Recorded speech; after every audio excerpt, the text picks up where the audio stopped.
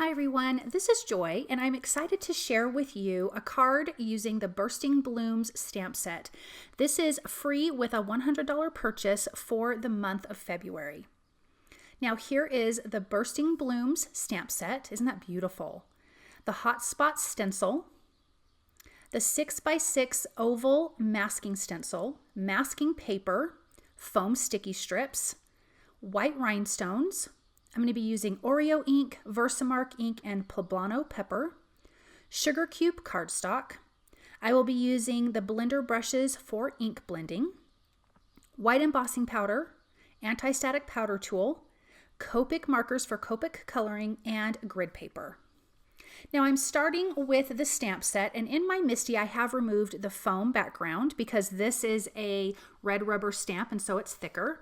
I have a piece of sugar cube cardstock in the MISTI and it is trimmed down about 1/8 of an inch on all sides, so it's not a standard A2 size, it's a slightly smaller.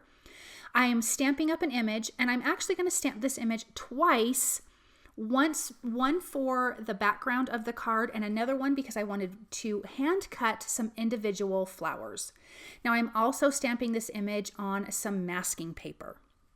We're going to be using this because we'll be doing some ink blending around this floral image. So here's the masking paper, and I'm just using my scissors, and when you are cutting out for a mask, you want to cut directly on the black stamped line. If you cut outside of that, you will have a little white halo around your images, which you don't want.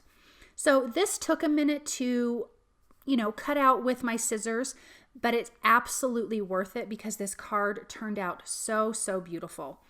Once I'm done cutting with my scissors, I'm going to come in with my X-Acto knife, and some of the little center pieces that need to be opened, I'm going to cut those out. I did not cut out every little spot because some of the spots were so tiny I was afraid that I would rip the paper. So I just cut out, again, on the black stamped lines, the bigger open areas, which made for a perfect mask. So here's the first image that we stamped, and I'm just going to peel the release paper off of the mask, and I'm going to line this up. It is important to stay inside of those stamped lines on the background panel. Again, that's why you cut inside of the black lines so you don't have that white halo around your image. Now, if you aren't going to be doing any ink blending around that image, it really shouldn't matter, but because I need to make sure that my masking paper fits inside my stamped image. So I'm just adjusting that, getting everything lined up, and now I've got this perfectly masked image.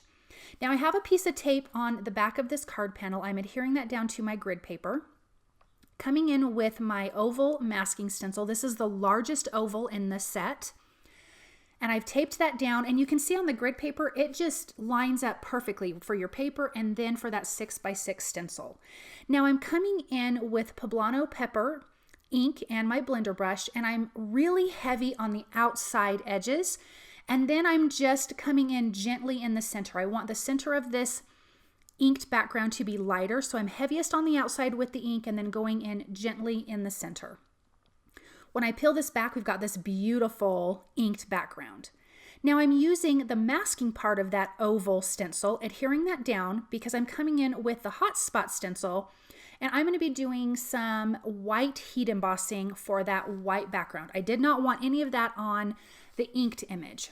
So I'm prepping that with my anti-static powder tool. I don't want any little pieces of white embossing powder where it shouldn't be. Then I'm going to come in with my VersaMark ink. I started with a brush and then decided just to take the ink pad directly to the paper to get the majority of the ink down. Then I'm going to come back in with a designated blender brush. This is the Pastel blender brushes, just to get some of those outside edges and those smaller little holes.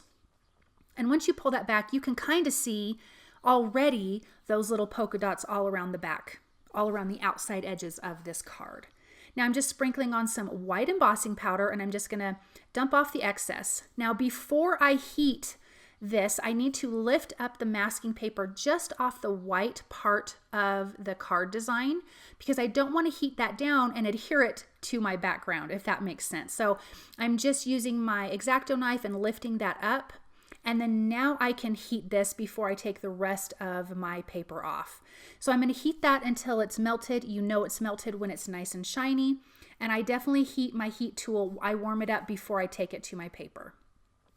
Now I can remove the rest of my masking paper, and I'm just doing it gently. It really shouldn't rip your paper, but I am just taking my time and going slow with it and just using my knife again to get all the spots lifted. Now for the Copic Coloring, I really like a peach and teal combo. I think it feels very summery and it is such a pretty contrast. So for the flowers, I am using YR0000. That's the color I just put down. I'm coming in with YR02 for the centers of the flowers. I want those to be a little bit darker.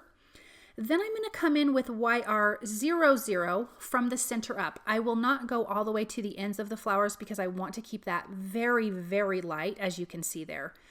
And then when I'm done doing this, I will come back with the YR0000 and just kind of blend out the tips of those flowers.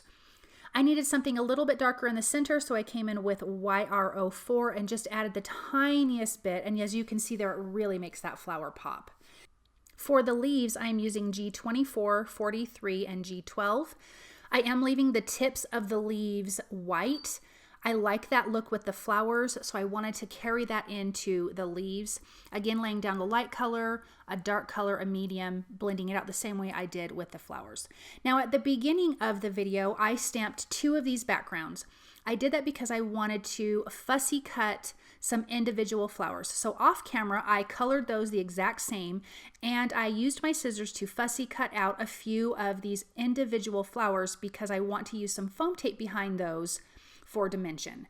So this is cut out, and I am taking a black marker around the edges of all of these just to give it a finished look so you don't see the white paper on the edge. Now I have some foam sticky strips behind these flowers, and I'm just adding it on top of the matching flower on this really pretty Bursting Blooms stamp set. And as you can see, that gives it so much dimension, and it is so, so pretty.